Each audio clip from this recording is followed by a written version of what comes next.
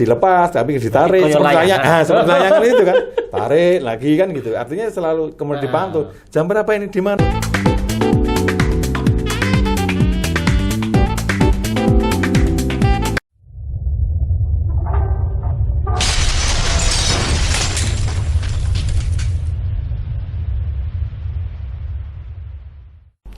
Assalamualaikum warahmatullahi wabarakatuh. Salam jumpa kembali dalam OTT Literasi bersama Mufti. Untuk kali ini saya menghadirkan Bapak Edi Prajaka. Kita ngangkat tema tentang bersih kelitih. Nah, ini kejadian yang sering terjadi dan berulang terus. Nah, oleh karena itu, maka kita sangat berharap bahwa ini tidak berlanjut. Nah, kita hadirkan Pak Edi Prajaka ini adalah beliau masih ketua atau mantan, saya kurang tahu. Ketua, singkatannya itu SPAS ya. Nanti bisa kita tanyakan. Kita sapa dulu. Assalamualaikum warahmatullahi wabarakatuh. Waalaikumsalam. Pak Mufti. Sehat nggih? Pangestunipun. Pangestunipun ini asli orang Jogja jadi ya halus. Oke, Pak Edi. Yeah. Ini kan istilahnya dikenal dengan istilah kelitih gitu ya. Sebenarnya kan dalam arti kebahasaan atau yang kontekstual sebenarnya kelitih itu sesuatu yang baik-baik saja gitu ya. Nah, tapi kemudian karena ada disertai bahwa kelitih kemudian disertai dengan kekerasan dan ini beberapa kali menimpa itu siapapun bisa gitu. Bagaimana Pak Edi merespon isu ini, Pak Edi? Ya, terima kasih Pak Mufti. Ya. Jadi terkait dengan kelitih itu sebenarnya ya dimanapun bisa terjadi ya, tidak hanya di Jogja sebenarnya itu. Hanya kata kelitih itu karena bahasanya bahasa keren di Jogja sehingga orang ada permasalahan apa nyebut kelitih pasti Jogja kan gitu. Jadi sebenarnya kelitih itu hal yang biasa aja kan gitu. Tapi istilah kelitih itu istilah khas Jogja ya? Iya, artinya Jawa kan, Jawa Jogja artinya. Kelitih itu kan kelitian. Misalkan kalau kita pada waktu dulu kecil itu kita mau kelitih ke dapur mau cari makan kan gitu kelitih, atau ada kelitian main pergi. Itu arti sebenarnya itu. Iya. Kelitian itu sesuatu hal yang itu hanya jalan kemana kan gitu. Atau kelitian ke tempat tetangga atau apa itu kelitih itu namanya kan seperti hanya kemudian itu bahasa itu kemudian digunakan pada waktu itu oleh anak pada waktu itu yang pada waktu saya masih aktif di sekolah swasta ya. Itu dia menyebutkan saya mau kelitih kemana? Sebenarnya kelitih itu hanya dia jalan mau melihat memantau kan dari sekolah X misalkan yang berlawanan, kemudian hanya seperti setelah itu kemudian dapat terjadilah sesuatu sehingga bahasa-bahasa yang kemudian digunakan itu kemudian menjadi populer. Kan gitu. Sebenarnya bukan kelitih itu kemudian membacok, enggak sih sebenarnya, enggak, hanya kemudian setelah di kejadian itu di awal-awal tahun 2000 kemudian mendekati 2007-2008 nah ada kejadian lagi yang kemudian satu kelompok melakukan sesuatu hal, melakukan tindakan seperti itu, dia menyebutkan kelitih. Nah, ini yang berkembang terus kemudian sampai istilah yang sekarang tuh viral gitu ya. Viral seperti itu sebenarnya ya biasa aja sih seperti gitu loh. Oke, jadi patut diketahui Pak Edi ini juga seorang guru BK ya Pak ya. Pernah beberapa di sekolah baik swasta maupun di negeri. Saat ini guru BK di mana Pak ya? Kebetulan saat ini saya di SMA Negeri 5 Yogyakarta. Oke. Dan perlu sobat OTT ketahui kenapa pakai pakaian seperti ini berbeda karena memang ternyata beliau juga salah satu pimpinan di Kuarpus Hizbul Waton. Gitu. Oke, kita lanjut Pak Edi untuk perbincangan kita tentang kelitih. Pak Edi ini kan seringkali apa sih Pak Edi sebenarnya motif kemudian orang itu melakukan itu? Kalau kita sebut mungkin anak ya melakukan itu Pak Edi. Sebenarnya kegiatan atau apa ya sekarang namanya terkelitih lah gitu. Jadi sebenarnya anak itu yang kemudian pada waktu awalnya sebenarnya dia biasa-biasa saja ya. Kemudian ada sebuah komunitas, kemudian dia dipancing mau mau nggak atau dia siap nggak melakukan sesuatu hal ini kan gitu. Nah dianggap kemudian dia melakukan, kemudian katakan wah hebat Anda. Jadi sebenarnya dia anak biasa aja, tapi karena itu terus secara kontinuitas dengan kelompoknya itu, kemudian dia akan melakukan sesuatu hal. Bahkan kemudian ada juga yang modelnya dari komunitas itu, kemudian yang menjajaki itu juga komunitas itu di jalan gebek, kemudian balas. Kemudian dia mental dia semakin kuat, ya, semakin nggak takut maksudnya gitu. Kemudian dia melakukan sesuatu hal seperti itu. Berarti penempaan mental tapi dari sisi negatif ya. Negatif ya, tadi itu. Ya. Untuk dia kemudian mendapat tempat di kelompoknya itu ya. Tapi Pak Muti, kalau misalkan saya beberapa kali kejadian yang saya kemudian melakukan pemantau langsung itu, anak yang begitu hebat di kelompoknya, tapi pada waktu dia tertangkap dia menangis, terus terjun bahkan seperti itu, sehingga ini sebenarnya anaknya juga enggak kalau kata-kata di mentalnya bagus juga belum kan begitu. Artinya sesuatu hal enggak, artinya dia melakukan sesuatu hal itu karena kesupport temannya aja. Bahkan kalau Pak Mufti itu tahu bagaimana dia parang, mengerikan sekali gitu. Tapi kalau lihat anaknya sudah nangis itu, ternyata ya enggak seberapa kan begitu. Gitu. Jadi kekerasan yang dilakukan oleh anak, terutama ini kan anak yang masih pelajar nih ya, itu kalau kita lihat memang di beberapa berita yang dengan menggunakan alat yang luar biasa ya, ada parang, ada celurit yang besar kayak gitu tuh. Sebenarnya sekolah terutama sudah mengantisipasi itu ya Pak Edi ya. Iya. Kalau kita bicara kemudian sekolah, sebenarnya sekolah sudah melakukan preventif pencegahan bagaimana sih supaya seperti itu. Dari peran wali kelas, kemudian bimbingan dan konselingnya, bagaimana kemudian menanamkan cinta kasih sesama sesama temannya kan begitu kan. Sudah melakukan intervensi, bahkan kemudian kalau di sekolah-sekolah yang sudah mapan itu ada kemudian ada tim tatib yang selalu kemudian memberikan memberi informasi ini loh, kalau melakukan seperti ini nanti akibatnya seperti ini secara hukum, meskipun kadang-kala kemudian ada orang yang menggunakan kan saya belum berumur kan gitu kan. Kemudian lembaga pendidikan udah totalitas sudah bukan main, tapi yang sayangnya kemudian dia melakukan seperti itu, kemudian ini yang terjadi malam tapi tetap yang kena sekolahan. Kejadiannya seringnya malam.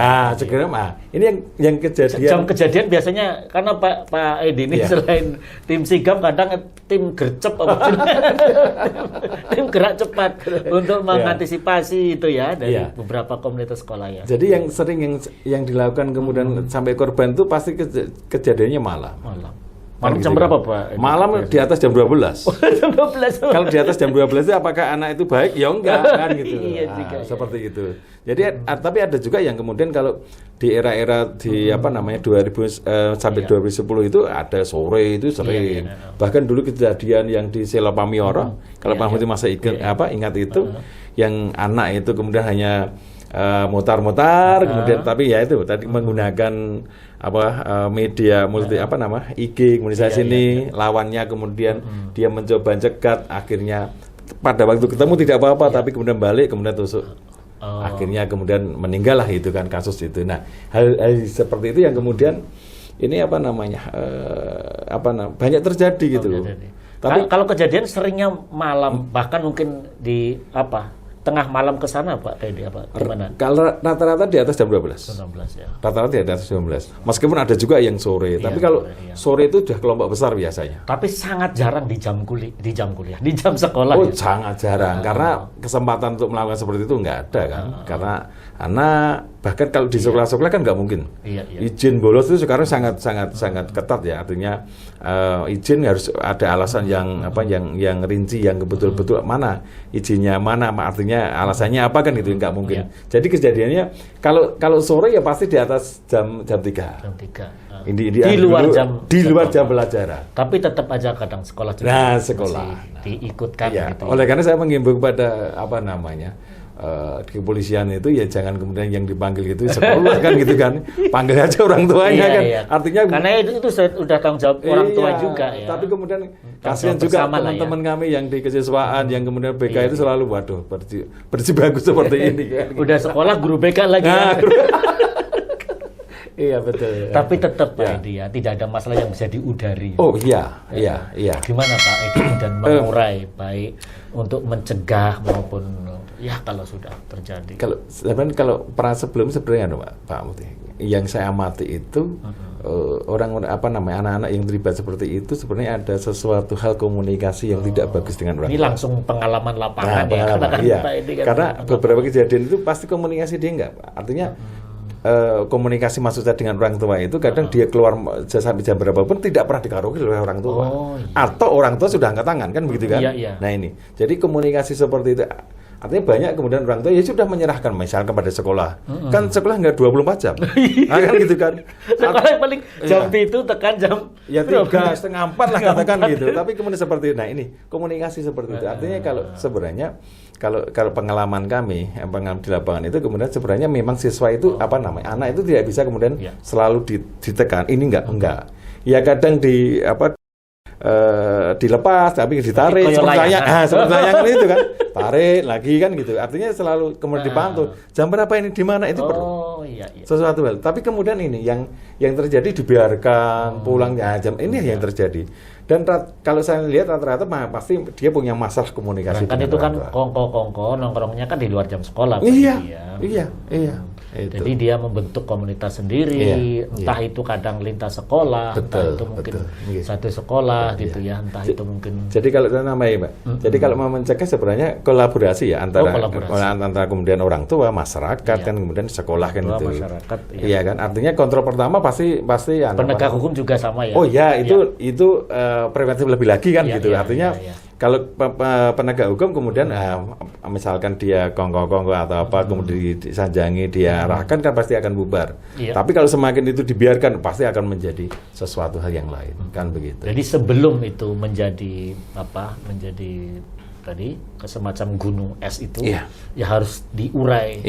Masing-masing melaksanakan tanggung jawabnya itu. Betul. Kalau dulu ada juga Pak. Selain kemudian dari pihak kepolisian dulu Satpol PP. Satpol PP kadang mutar, kemudian ada warung apa yang gitu berkerumun banyak kemudian dibubarkan. Deteksi dini. Deteksi dini betul. Karena seperti itu sudah pasti kejadian dari itu. Jangan-jangan jenengan guru BK itu handphonenya harus 24 jam tuh. Oh, 24 jam itu. Kadang kalau udah ditelepon ini dari kepolisian udah alamat sampai jam 2 maksudnya gitu loh. Apalagi kan jenengan kan lintas sekolah ya. Artinya tuh pernah pengalaman jadi guru BK tidak hanya di satu sekolah Pak Edi ya. Di sekolah swasta ya juga pernah, di sekolah negeri juga pernah gitu ya. Oke, Pak Edi, untuk antisipasi hal-hal yang kayak gitu tuh ya. Sebenarnya anak seperti itu masih bisa didandani. Didan itu bukan istilahnya diperbaiki ya. Iya, istilahnya diperbaiki bukan dipermak. Masih bisa Pak Edi ya. Masih bisa.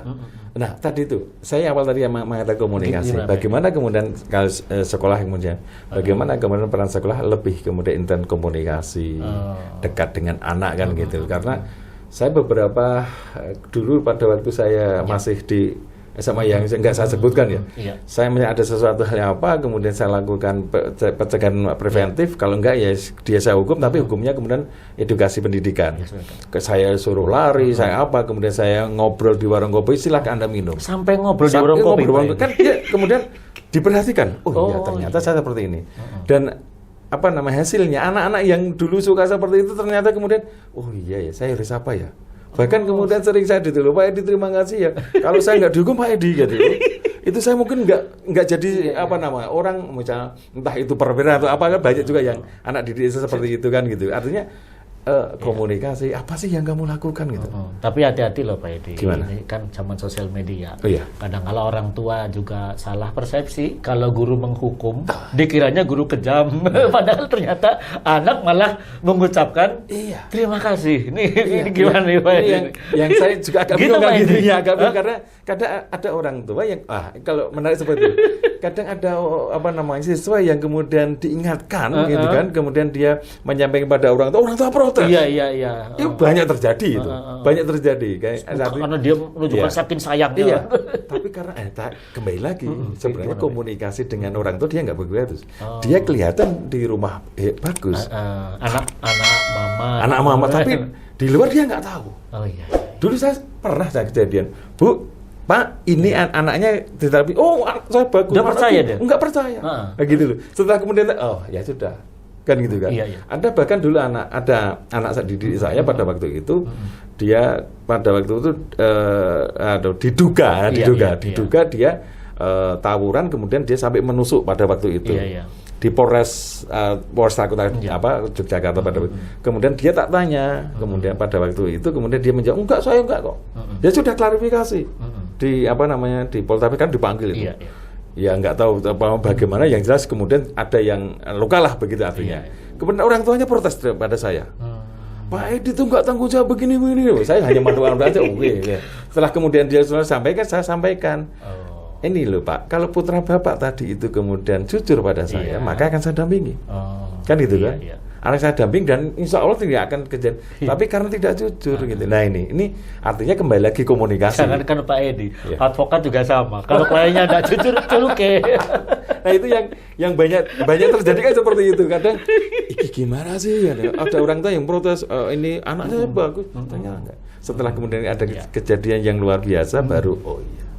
Sudah, kalau sudah seperti itu orang tua nggak bisa apa-apa lagi. Tapi itu kan sudah terlambat. Iya. Gitu loh. Jadi pencegahan awal yaitu bagaimana komunikasi. Dari mana sih kan? Pokoknya ngaruh. Iya, ngaruh selalu. Oke. Ya. Pak Edi, ini katanya kan, ini saya juga baca-baca ya di beberapa sosial media nih. Kadang-kala ada juga nih pengaruh senioritas kadang, baik yang sudah selesai maupun itu kadang ada tidak bisa dipungkiri ada gitu ya Pak Edi ya. Kalau kadang saya kira kok enggak ya. Malah itu malah iya kan gitu. Bukan kadang. Artinya pengaruh senior di dalam sebuah komunitas itu sangat pengaruh luar biasa. Saya betul-betul merasakan kalau itu. Bagaimana padahal harusnya kan pengaruh positif nih yang disuntikkan. Nah, ini yang perlu kemudian kalau gitu ada suatu hal yang kita perankan senior itu yang positif. Iya. Jadi bisa mengikis yang seperti itu. Karena kalau nggak seperti itu ya yang dibiarkan, maka yang negatif itu yang kemudian akan mendominasi. Berarti bisa jadi kerjasama antara alumni dengan guru BK dengan masyarakat juga untuk sama-sama tadi ya yang positif tadi. Bahkan kalau seperti itu, saya teringat kemarin kejadiannya beberapa waktu yang lalu itu kemudian saya dibel oleh dulu orangnya suka seperti itu, kemudian dia telepon dengan saya, gimana ini Pak Edi seperti itu, gimana kok klide seperti itu, gimana dulu kamu, iya Pak Edi dulu saya salah kan itu. Kemudian dia menyampaikan bahwa itu nggak benar, itu salah. Nah, sama adiknya, adik-adik kamu itu salah seperti itu. Tapi pada waktu dia dulu juga merasa nggak salah gitu. Artinya proses dari orang-orang yang alumni yang sudah insaf lah kata, kembali ke jalan yang benar gitu loh. Ihdinas siratal mustaqim, jalan yang lurus itu bisa menyampaikan ini loh gitu. Tapi ya kadang siswa sekali lagi butuh kelompok, kadang-kadang kan tidak bisa kita hindari, dan kemudian guru BK, kesiswaan ya nggak bisa jadi satuannya sekolah. Kan gitu kan. Jadi tapi preventif tadi, kolaborasi orang tua, masyarakat, sekolah itu luar biasa. Harus kemudian selalu kita dengungkan gitu. Kalau kegiatan-kegiatan sekolah nih, karena Pak Edi kebetulan memakai seragam HW. Bisa juga Pak Edi ya sebagai antisipasi, bahkan kemudian juga untuk bisa bersama-sama mencegah untuk kegiatan HW yang kemudian anak tidak punya lagi pikiran ataupun kesempatan buat gitu Pak Edi ya. Sangat mungkin, dan itu pasti, karena kalau di sebelah waton kaitan di sebelah waton kan rohnya kemudian bagaimana sih seorang pelajar itu mempunyai sebuah karakter kan. Itu nilai yang ditanam. Nilai. Kalau sudah memiliki karakter kemudian dia bisa melakukan sesuatu yang positif, pasti dia nggak akan melakukan. Artinya kegiatan baik tidak hanya kemudian HW ya. Mungkin kalau di Muhammadiyah mungkin ada tapak suci atau yang lain. Kalau yang di negeri ada pramuka. Ada pramuka kan gitu. Ada itu unit-unit kegiatan mahasiswa. Artinya mahasiswa, unit kegiatan siswa gitu ya. OSIS kan OSIS, gitu kan. Unit itu banyak kemudian. Nah, ini yang kemudian dulu saya ditantang oleh kepala sekolah saya. Ayo, bisa nggak kemudian membuat banyak? Bu, bisa. Artinya itu mengurai tadi. Kalau ada orang yang kemudian berpikir orang-orang yang melakukan itu kan kelebihan energi, ya energinya disalurkan di situ. Kan gitu kan? Ternyata ya bisa terkendali gitu. Tapi yang terjadi ada beberapa yang dia memang tidak bisa kemudian di komunitas itu. Dia mencari komunitas yang lain. Komunitas yang lain hanya 2-3 tapi dia mempengaruhi yang banyak gitu. Tapi gini loh Pak Edi, ada juga nih orang tua yang kadang kurang mendukung ketika anak itu aktif di kegiatan sekolah. Loh yo anak butuh istirahat, goyo anak itu Bali nang omah kan itu terus kumpul gitu kan Pak Edi ya. Tapi kan ada juga yang nge-push kayak gimana Pak Edi untuk memahamkan kepada orang tua bahwa sekalipun anak itu capek ikut kegiatan sekolah yang seperti itu, dampaknya membangun karakter positif itu gimana Pak Edi? Tapi kalau menurut saya apa yang tadi ini menjadi menarik itu karena ternyata orang sukses itu tidak kemudian orang yang kutu buku. Maksud saya gitu. Jadi banyak orang yang sukses, senior saya banyak sekali gitu ya di Muhammadiyah itu. Dia semakin banyak giat, kemudian dia bisa mengimbangkan ya antara dengan sekolah. Itu ternyata dia sukses. Kan gitu kan? Jadi artinya ini yang pemahaman orang tua yang perlu kita clearkan. Kalau orang tua mungkin ya dia biasanya bukan menganukan orang tua ya, tapi kemudian orang tua yang tidak dulu pada waktu mudanya tidak aktif di sebuah kegiatan pemuda atau apa ya mungkin akan berbeda seperti itu. Jadi kemanfaatan dari anak bergerak seperti itu, berkelompok seperti itu yang positif walaupun capek ya ora apa-apa. Sinau capek gitu ya. Karena materi ilmunya itu tidak dapatkan di bangku pembelajaran kan. Gitu loh. Artinya ya di situlah kemudian contohnya dulu saya suka gelut Kang Uti. Saya kebetulan saya tapak suci. Asli ini suka gelut. Suka gelut saya. Tapi saya karena saya dulu saya pas Gebraka juga saya merasa malu saya kalau gelut.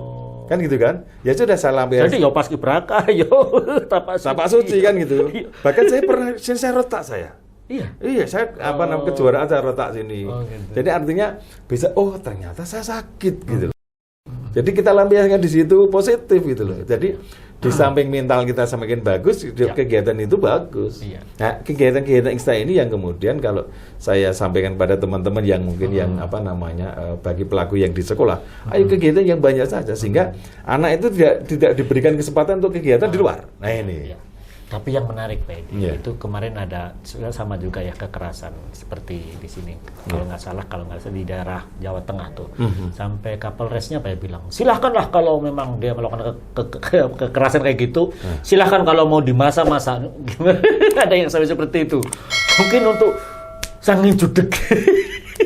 Karena memang kan nanti kan kalau kemudian real masuk ranah hukum kan ada juga undang-undang tentang perlindungan anak, pelindungan anak dan sebagainya kan. Mungkin karena judek ya sudah. Kalau menurut saya hanya jawaban saya singkat sih. Berarti pemimpin itu yang menyampaikan itu tetap harus bijak. Tidak bertanggung jawab. Tetap harus bijak. Karena dia memang tugasnya seperti itu. Tugas artinya bagaimana kemudian dia mengantisipasi preventif secara hukum kan?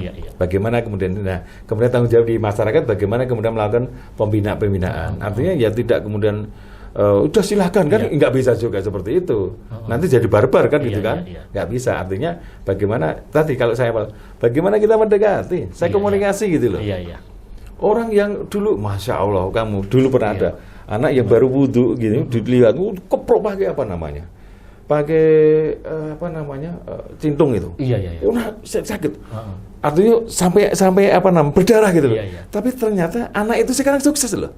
Yang digebuk apa yang gebuk? Yang gebuk itu sukses dia. Artinya kemudian dia hukum sekarang. Jadi lawyer dulu kan? Iya, jadi lawyer gitu. Aku heran. Artinya pada waktu mungkin dia kurang komunikasi. Bagaimana kemudian sentuhan. Saya tahu betul itu. Sekarang dia sukses ya.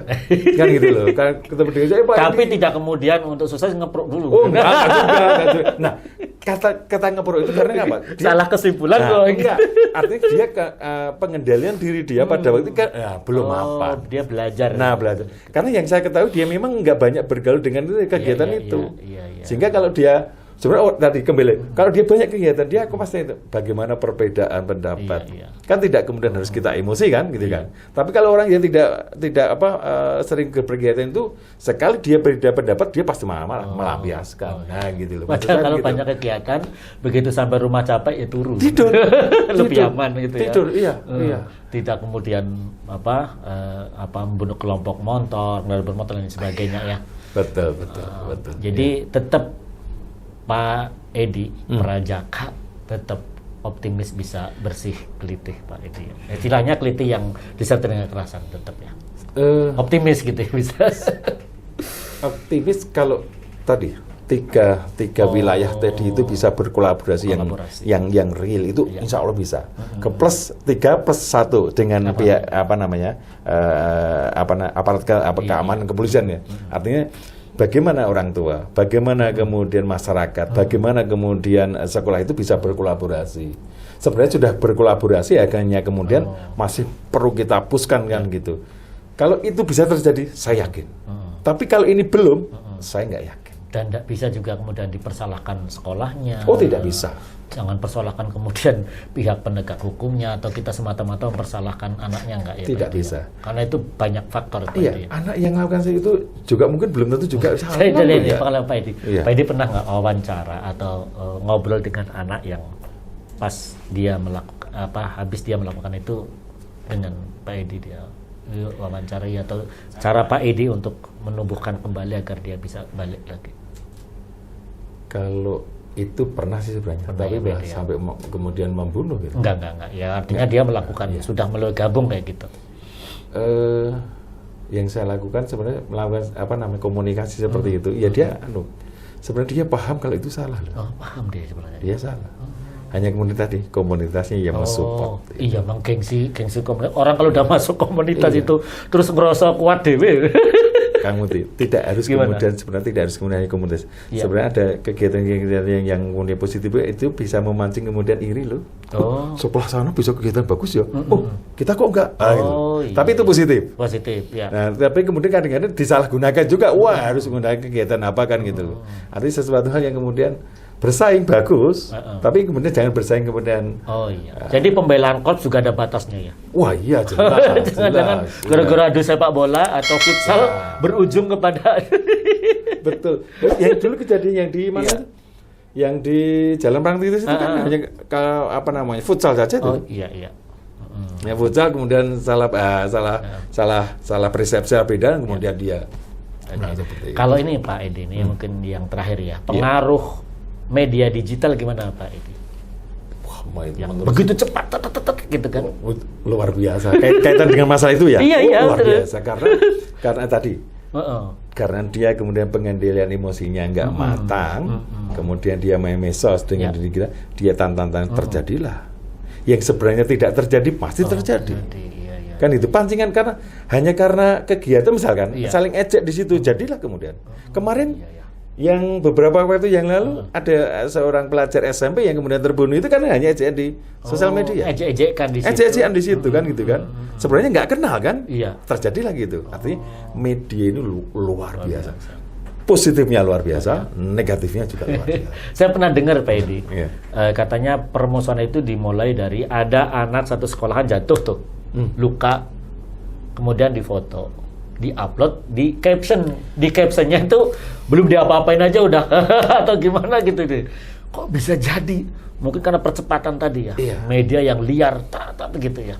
Artinya kalau kita apa yang sampaikan Pak Edi tadi itu sebenarnya ya pandai-pandainya kita kemudian menggunakan media. Artinya belum tentu yang di foto itu seperti itu belum tentu itu benar. Iya benar. Nah, oleh karena itu bagaimana kemudian kita mencegah? Klarifikasi, kalau bahasanya klarifikasi terlalu ya. Bagaimana itu benar enggak? Karena sekarang itu bahasa agamanya tabayun. Jadi ada sesuatu hal yang sebenarnya itu hal yang bisa pilih karena dengan dunia tadi digital dunia maya itu wah cepat sekali. Luar biasa. Sekarang yang paling terakhir. Nah, kemudian Pak Edi sebagai guru BK, juga sebagai Kuarpus, juga sebagai punya pengalaman sering menangani itu dengan kemajuan digital ini, harus bagaimana Pak Edi? Ya orang tua, ya guru, ya sekolah yang sinergisitas tadi Pak Edi. Pertama kalau saya anak diberikan media sosial dengan HP itu perlu. Karena itu menunjang. Tapi harus kontrol. Orang tua harus kontrol. Sekolah online nganggo sekarang nggak bisa. Ujian aja sekarang online kan itu kan. Jadi kontrol. Harus buka. Kemudian anak jangan dibiarkan kemudian di HP itu di password. Ya kan? Harus kemudian dibuka-buka apa sih kan gitu. Ini kontrol apa gitu. Kemudian sekolah juga kemudian melakukan pembinaan, kemudian kadang boleh juga kemudian melakukan rahasia kan itu. Tapi ujungnya pembinaan ya, bukan kemudian kita melakukan untuk mencari hal yang negatif enggak, tapi pembinaan. Apa sih?